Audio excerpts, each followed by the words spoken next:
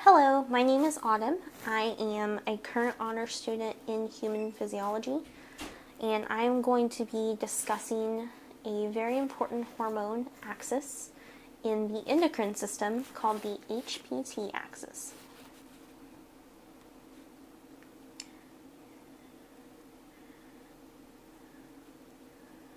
And this axis, the long name is called the hypothalamo-pituitary-thyroid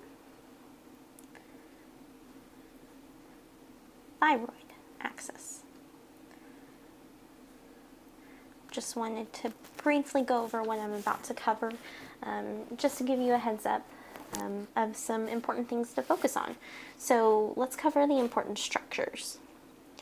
And the name actually kind of gives a hint to what these important structures are. The first important structure is called the hypothalamus. Let me also tell you the important hormones that go along with them. And the hypothalamus is going to be important for a hormone called TRH, thyroid releasing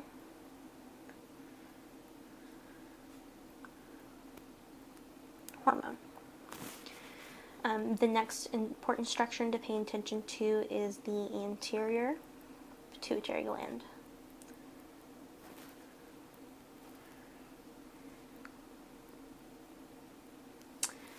Which releases TSH, or thyroid stimulating hormone.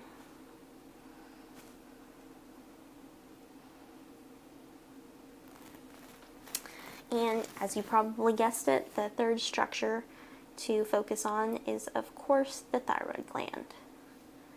And the thyroid gland secretes T3 and T4, which are known as the thyroid hormones.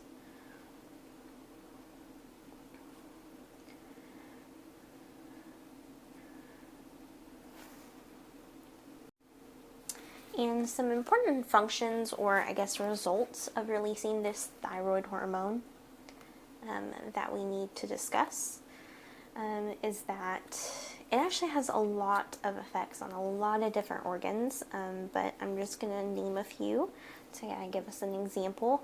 So it helped maintain muscle control.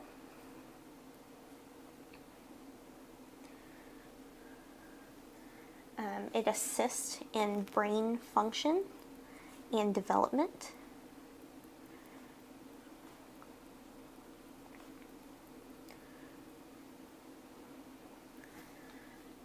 It helps in heart and digestive functions.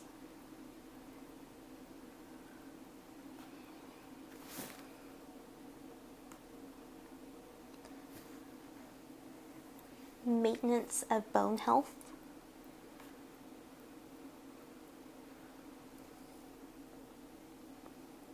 And most importantly, it's a big regulator of metabolism. So as you can see, this already affects so many different systems. We have the muscles, the brain or CNS, heart, GI tract, bones. It also affects the liver. So this is just a very important system. Okay, so now we're going to go through the pathway of the HPT axis. So over here, I kind of just drew a snippet of a part of the brain just to kind of show you what's going on in the pathway and make it a little bit more clear. So right here we have the hypothalamus. It's in this little area right here. It's this whole area. In the hypothalamus, we have these neurosecretory cells.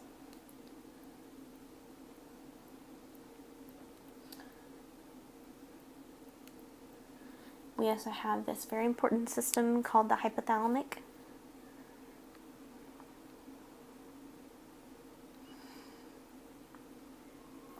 Hypophyseal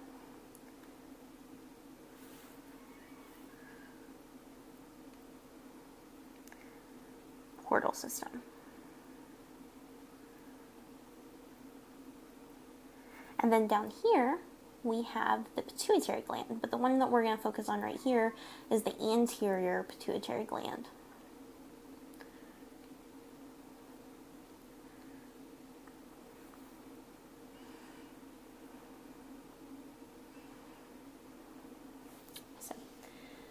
So this whole system is signaled by negative feedback. So basically what happens is the blood levels of thyroid hormone are running low. So it sends a signal to the hypothalamus and lets it know that we need to start stimulating the thyroid to release more. So basically what happens, it's important to note, these neurosecretory cells actually synthesize the different hypothalamic releasing and inhibiting hormones. And the one that we're going to focus on today is the TRH, thyroid releasing hormone. So it's synthesized in the neurosecretory cells and then stored in the axon terminals right here, right by the hypophyseal portal system, until we get stimulated and are ready for release. So we get that stimulus, and the hypothalamus says, okay, we're going to release the TRH now. So we release that TRH into the hypophyseal portal system, which then travels to the anterior pituitary gland. And these little purple circles here are supposed to be just the different cells. And there's different cells that are storing several different hormones for other axes that we're studying in the endocrine system.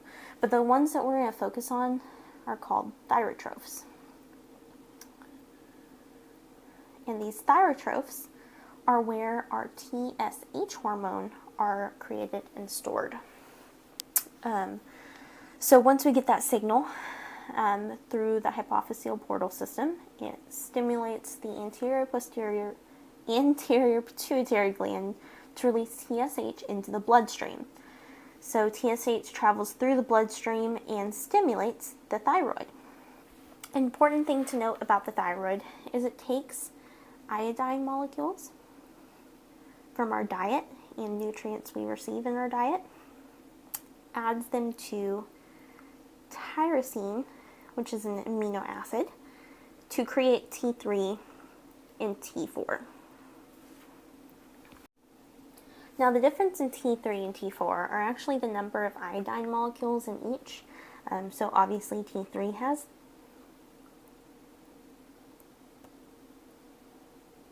T3 has 3 iodine molecules, T4 has 4. That's not really the only difference in them, actually. The thyroid gland actually produces about 80% T4 and 20% of T3.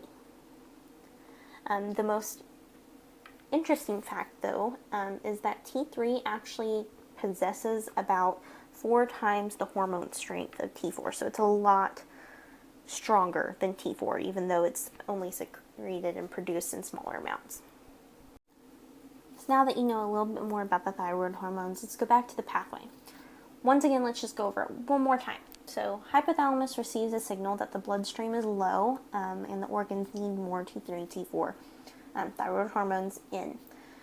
So these neurosecretory cells in the hypothalamus get stimulated by the signal, release it into the hypophyseal portal system, which then stimulates the thyrotrophs and releases TSH into the system, thyroid stimulating hormone, which travels through the bloodstream and stimulates the thyroid to release T3 and T4 into the bloodstream, and that's where it can hit all the target organs.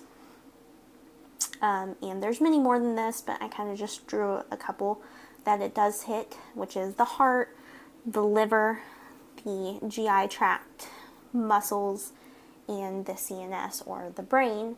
And of course, like I said, it triggers a lot of them, but these are just some of the ones that I wanted to draw out for you guys.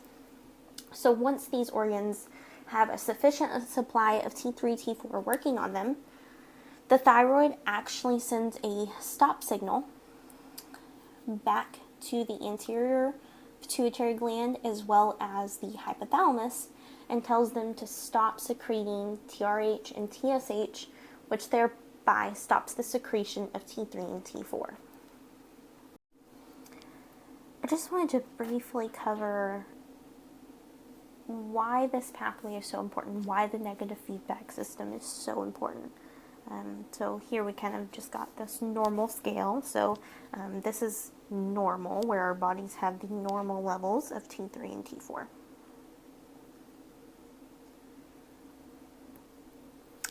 But if we suddenly have some kind of complication, which causes our bodies to overproduce T4 and T3 and over-release it into our bloodstream, that's what we have when we have hyperthyroidism.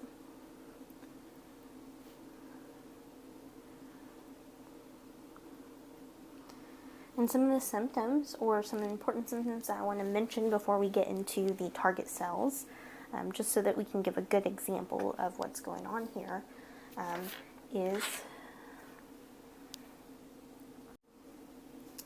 we have rapid heartbeat,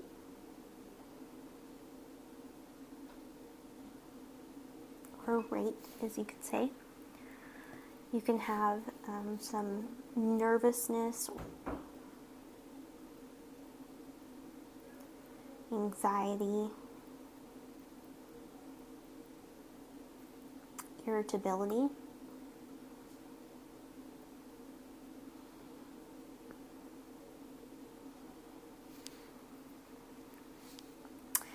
It can cause diarrhea or more frequent bowel movements.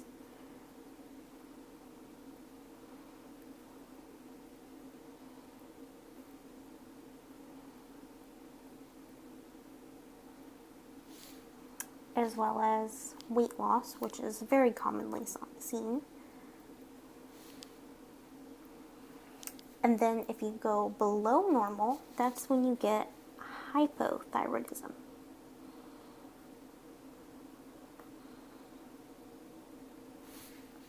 Which is pretty much the opposite of all the hyperthyroidism signs, but I'm still going to go over them. So we get a slower heart rate. You can have constipation,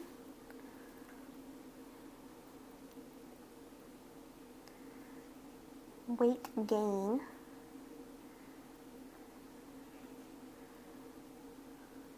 fatigue,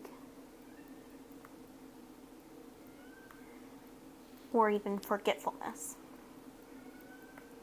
Now, there are a whole lot of other symptoms that you can see with the thyroid, because the thyroid hormones affect so many body systems. You don't even realize it until you start reading the list. But I kind of just focused on these because they're going to come into play when I'm going over the target organs, just to give you an example of, hey, this is what it normally does, but, you know, what goes wrong when we have too much or too little. So that's what we're going to talk about next, is the different target organs and what happens when we have hyperthyroidism and hypothyroidism, how that affects those organs. So the first target organ that we're going to be talking about is the brain, or CNS. So what it does in the CNS is it basically increases, increases the number of dendrites,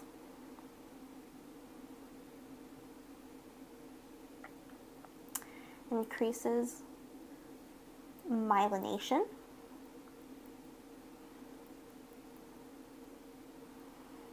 and also increases number of synapses. And as you can see, this is very important. When you increase the number of dendrites, it gives you basically more receptors to receive signals. So you can receive signals at a more rapid rate. The myelination, of course, helps the signal jump across the axon, so it increases the speed. And then, of course, synapses. You increase the number of synapses and you increase the number of hormones that can be translated back and forth, or not hormones, but neural signals, basically. So we talked about with hyperthyroidism, you can have anxiety and irritability, sometimes some nervousness. And so if you're increasing the speed at which signals are going, it's a lot harder to be able to focus, I guess you could say. You will feel that anxious feeling. And then with hypothyroidism, you get fatigue and forgetfulness, and that's just a sign of the fact that we are not increasing those dendrites, we're not maturing those cells to the point where you're not strengthening learning connections, so you can be more forgetful. So the other thing I want to briefly talk about is the heart. So I'll go to that next.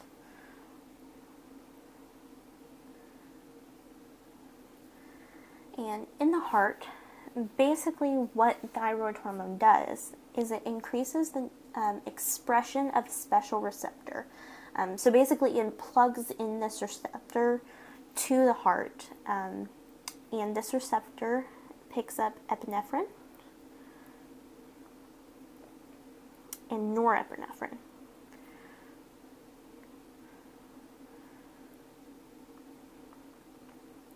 And basically what it does is it gives more susceptibility to these hormones. So thyroid hormone has a permissive effect on these hormones right here. And the overall result of that is it increases contractibility. So the heart contracts, is more able to contract, which thereby increases stroke volume, which causes an increase in cardiac output.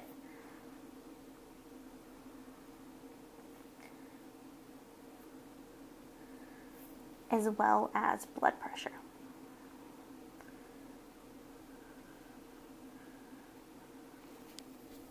It also, how do I say this? It also acts on the SA node, non-contractile fibers in the heart, to bind epinephrine and norepinephrine there, which also stimulates an increase in action potentials, which thereby stimulates an increase in heart rate. So going back to hyperthyroidism, hypothyroidism, if you have hypothyroidism, you are getting excessive amounts of T3, T4, which is excessively increasing all of these factors. Therefore, it's very easy to see why you would have a rapid heartbeat, and then quite the opposite with hypothyroidism, where you would have a slow heartbeat because all of these do not increase at a normal rate, are not functioning at a normal rate that it should. The next target organ that we're going to discuss is the liver. So there's two very important processes that happen in the liver that we're going to focus on because this is what the thyroid hormone affects. So the first one is gluconeogenesis.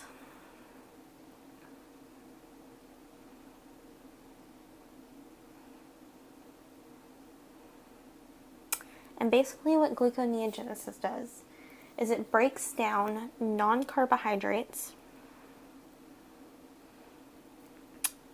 and converts them into glucose, which then gets released into the bloodstream. The next process we're going to focus on is called glycogenolysis. So let me write that out. Glycogenolysis. And what happens during glycogenolysis is it breaks down glycogen that's stored in the liver and converts it to glucose, which then also releases glucose into the bloodstream. So thyroid hormone stimulates this normal process to happen at a normal rate, or basically increases these processes, but our body does it at a normal rate. So when we have hypothyroidism, which means our thyroid levels are low, we aren't breaking these down quite as quickly. So instead of glucose being taken from storage and released into the bloodstream for energy, it's just being stored, so which can lead to weight gain, which is one very common problem we see in hypothyroidism. In hyperthyroidism, the opposite's happening. So we're basically taking excess storage that we need for energy and breaking it down very quickly and putting a lot of glucose into the bloodstream. And if we're not storing that energy, we're not really storing as much fat, and therefore we have some weight loss happening. We don't have that backup. We're basically constantly burning our energy.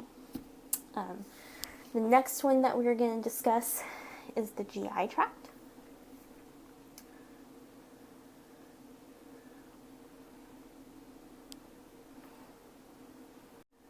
And in the GI tract, basically what it does is it stimulates secretions.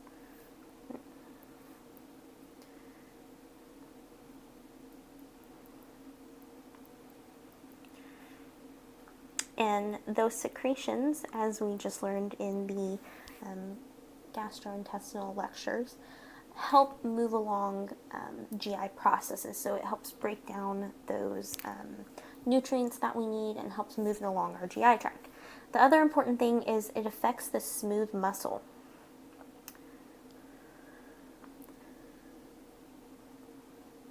And in the way that it affects it, it helps provide normal motility.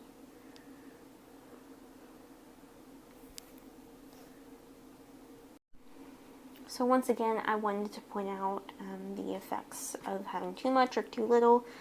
So if we have too much thyroid hormone, we are getting excessive stimulation of secretion. Ooh. Let's see. We're getting excessive stimulation of secretion, which is basically causing us to break down those nutrients more quickly. We're getting basically softer contents because it's just being broken down so quickly, as well as we're having excessive motility. So we're moving that along a whole lot quickly, a whole lot more quickly, which is just causing diarrhea, or we're just having a lot more frequent bowel movements. If we have low thyroid levels, the opposite's going to occur, which we're not having very many secretions, so we're not breaking down those nutrients as quickly, which means we can't continue the process and moving along the GI tract. We're also having less motility, so the smooth muscle isn't getting stimulated as much, so we're just not moving it through the GI tract as quickly. So that obviously causes some constipation. I hope this video really helped you guys. I just wanted to kind of point out some of those systems in which we've already talked about in our previous lectures to kind of give you another way to kind of look at these thyroid hormones and how they are so important in our different body systems. Thank you guys for watching. Hope it helped.